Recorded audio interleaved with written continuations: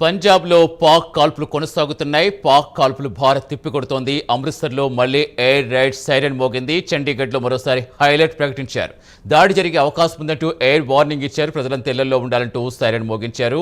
తాజా సమాచారం ఇచ్చేందుకు మా కరెస్పాండెంట్ చంద్రశేఖర్ జరుగుతారు. చంద్రశేఖర్, రాత్రి ఏ స్థాయిలో మనకి యుద్ధ వాతావరణం కనిపించిందో చూస్తాం. పాకిస్తాన్ చిగురుటాకులు ఎలా వణికిపోయిందో చూస్తాం. అయినా మళ్ళీ కవించర్లు దిగుతూనే ఉంది. తాజాగా ఇప్పుడు ప్రస్తుతం ఎలా ఉంది అక్కడ పంజాబ్ బోర్డర్స్ ఎలా కనిపిస్తోంది?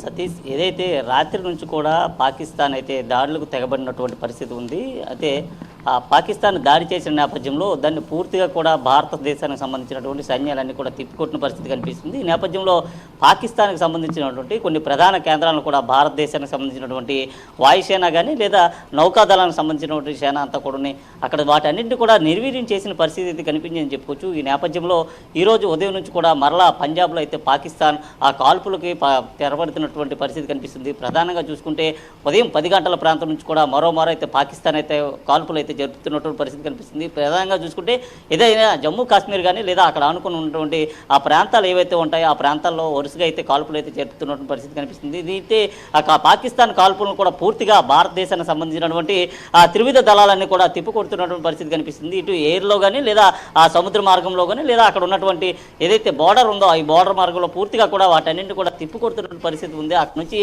పాకిస్తాన్ కూడా కొన్ని రాకెట్ లాంచర్స్ అయితే చేయడం అయితే జరిగింది భారతదేశానికి సంబంధించి. అయితే దానికి సంబంధించినటువంటి పూర్తి అధునాతన సాంకేతిక కలిగినటువంటి టెక్నాలజీని అయితే తీసుకురావడం జరిగింది. అక్కడ నుంచి వారు వేసినటువంటి ఏవైతే మిసైల్స్ ఉన్నాయో మిసైల్స్ అన్నింటిని కూడా రాత్రి నుంచి కూడా తిప్పికొడుతున్న పరిస్థితి కనిపిస్తుంది. అయితే పాకిస్తాన్ పైన జరిగినటువంటి ఏదైతే ఇండియా అయితే పూర్తిగా విరిచిపడినటువంటి పరిస్థితి కనిపిస్తుంది. పాకిస్తాన్ పూర్తిగా కూడా చిగురు టాకులా వణికిపోయినటువంటి పరిస్థితి ఉంది. ఈ నేపథ్యంలో రాత్రి పాకిస్తాన్ నుంచి అక్కడ ఉన్నటువంటి ప్రధానమంత్రి కూడా పారిపోయారు. అయితే ఇప్పటికీ కూడా ప్రధానమంత్రి అక్కడ నుంచి పారిపోయినప్పటికీ పాకిస్తాన్లో ఉన్నటువంటి రావల్పిండి కానీ కరాచీ కానీ ఇవన్నీ కూడా పూర్తిగా దెబ్బతిన్నాయి. అక్కడ ఉన్నటువంటి ఆర్మీ బేస్ అంతా కూడా పూర్తిగా నాశనం అయిపోయిన పరిస్థితి కనిపిస్తుంది. అయినప్పటికీ కూడా పాకిస్తాన్ అయితే కాల్పులు విరమించట్లేదు. వరుసగా కూడా భారతదేశం పైకి అయితే కాల్పులు జరుపున పరిస్థితి కనిపిస్తుంది. మరోమారు ఇటు పంజాబ్లో కూడా ఆ కాల్పులు చేస్తున్న పరిస్థితి ఉంది. అక్కడ ఉన్నటువంటి ఆ ప్రాంతాలు ఏవైతే ఉంటాయో ఆ ప్రాంతాల్లో ఉన్నటువంటి వాటిపైన అయితే పంజాబ్లో కూడా పాకిస్తాన్ అయితే కాల్పులు జరుపుతుందో అలాగే దానికి సంబంధించినటువంటి ఏదైతే చండీగఢ్ ఉందో చండీగఢ్లో మరొకసారి అయితే ఎయిర్ సైరన్ కూడా మోగించారు.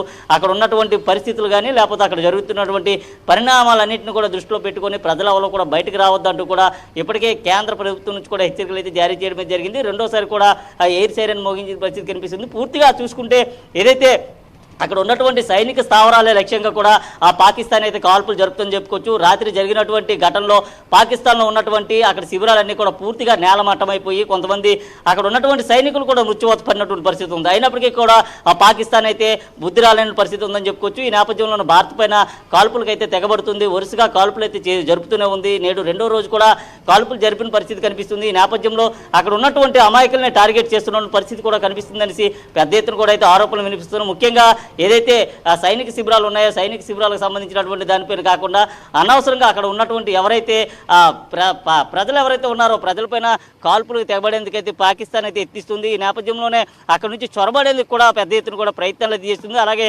ముస్కర్లు కూడా కొంతమంది దీన్ని అదుపుగా తీసుకొని చొరబడేందుకు యత్నం చేస్తున్నప్పటికీ వాటన్నింటినీ భారత సైన్యాలన్నీ కూడా తిప్పుకొట్టుకున్న పరిస్థితి కనిపిస్తుంది. ఇప్పటికే చండీగఢ్లో రెండోసారి అయితే ఎయిర్ సైరన్ కూడా మోగించారు. అలాగే పంజాబ్లో జరుగుతున్నటువంటి కాల్పులు ఏవైతే ఉన్నాయో కాల్పుల దృష్ట్యా అక్కడ ఉన్నటువంటి ప్రజలందరినీ కూడా ఇప్పటికే సురక్షిత ప్రాంతాలకు కూడా తరలించడం జరిగింది. అక్కడ ఉన్నట్టు వారందరినీ కూడా ప్రస్తుతం అయితే ఖాళీ చేస్తున్న పరిస్థితి కనిపిస్తుంది. ముఖ్యంగా చూసుకుంటే ఏది యుద్ధ వాతావరణం ఉందో యుద్ధ వాతావరణంలో పాకిస్తాన్ పైన భారతదేశానికి సంబంధించినటువంటి త్రివిధ దళాలు కూడా ఒక్కసారిగా విరుచుకుపడినప్పటికీ వాటికి సంబంధించినటువంటి 3 వైపుల నుంచి కూడా దాడులు జరుపుతున్నప్పటికీ కూడా పాకిస్తాన్ అయితే వెనక్కి వెళ్ళేటటువంటి పరిస్థితి లేనట్టుగా ఉంది. ముఖ్యంగా చూసుకుంటే వారికి సంబంధించినటువంటి ప్రధానమంత్రి లేనప్పటికీ కూడా భారతదేశంపైకి అయితే వారైతే కాల్పులు జరుపుతున్న పరిస్థితి కనిపిస్తుంది. ఈ నేపథ్యంలో అధునాతన సాంకేతిక కలిగినటువంటి టెక్నాలజీతో వాటిపైన కాల్పులు జరపడంతో పాటు అక్కడ ఉన్నటువంటి ఆ సైనిక శిబిరాలు ఏవైతే ఉంటాయో సైనిక శిబిరాలన్నింటినీ కూడా భారతదేశానికి సంబంధించినటువంటి ఆ దళాలంతా కూడా స్వాధీనం చేసుకునేటటువంటి పరిస్థితి కనిపించేటటువంటి అవకాశం ఉంది. అయితే ఇప్పటికే దీనికి సంబంధించి బెల్చిస్తాన్ కూడా మన దేశ ప్రధానమంత్రి కూడా ఆ విజ్ఞప్తి అయితే చేస్తున్నాయి. మాకు ఒక మిసైల్ కానీ ఇస్తే పూర్తిగా పాకిస్తాన్ లేకుండా చేస్తామంటూ కూడా విజ్ఞప్తి చేస్తున్నాయి. నరేంద్ర మోడీ సాహసోపేతమైన చర్య ఏదైతే ఉందో చర్యకి వారంతా కూడా ఆకాంక్షిస్తున్నటువంటి పరిస్థితి ఉంది. ప్రధానంగా చూసుకుంటే ఏదైతే భారతదేశానికి సంబంధించినటువంటి 140 కోట్ల కోట్ల సంబంధించినటువంటి జనాభా ఎవరైతే ఉన్నారో వీరందరికి సంబంధించినటువంటి రక్షణ ఏదైతే ఉందో రక్షణకు సంబంధించి ఇప్పటి వరకు కూడా ప్రధానమంత్రి అయితే మాట్లాడలేనటువంటి పరిస్థితి ఉంది. ఈ నేపథ్యంలో దీన్ని అలుసుగా తీసుకున్నటువంటి దాయాది దేశం పాకిస్తాన్ అయితే భారతదేశం పైన వరుస గాలుపులు జరుపుతున్నటువంటి నేపథ్యంలో అమాయకమైనటువంటి వారందరినీ కూడా పొట్టన పెట్టుకుంటుంది. ఈ నేపథ్యంలోనే ఆపరేషన్ సింధూర్ అనేది అయితే స్టార్ట్ చేయడం అనేది జరిగింది. ఆపరేషన్ సింధూర్ అనంతరం కూడా అక్కడ ఉన్నటువంటి ఉగ్రవాదులందరినీ కూడా తుదిముట్టించిన పరిస్థితి ఉంది. అయితే అక్కడ ఉగ్రవాదులతో కూడా చేయగలిపినటువంటి అక్కడ ఉన్నటువంటి పాకిస్తాన్ ఆర్మీ పూర్తిగా భారతదేశం పైన అయితే కాల్పులు జరుపుతున్నటువంటి పరిస్థితి అయితే కనిపిస్తుంది. ఈ నేపథ్యంలో రాత్రి జరిగినటువంటి కాల్పుల్లో పాకిస్తాన్కు పూర్తిగా బుద్ధి వచ్చేలా కూడా భారతదేశం నుంచి తిప్పికొట్టినప్పటికీ మరలా ఈ రోజు కూడా ఆ కాల్పులు జరుపుతున్న పరిస్థితి ఉంది. ఈ నేపథ్యంలో అక్కడ ఉన్నటువంటి ప్రజలు ఎవరైతే ఉన్నారో అమృత్సర్లో కానీ లేకపోతే పంజాబ్లో కానీ ఉన్నటువంటి ప్రజలు ఎవరైతే ఉన్నారో వారెవరు కూడా బయటకు రాకుండా బ్లాక్ డేకి సంబంధించినటువంటి అంశం పైన పూర్తిగా అవగాహన కలిగి ఉన్నారు. ఇప్పటికే అక్కడ అంతా కూడా మాక్ డ్రిల్స్ నిర్వహించాం కాబట్టి ప్రజలు ఎవరు కూడా బయటకు రావద్దంటూ ఆదేశాలు జారీ చేసిన పరిస్థితి కనిపిస్తుంది. Satish, right, thank you.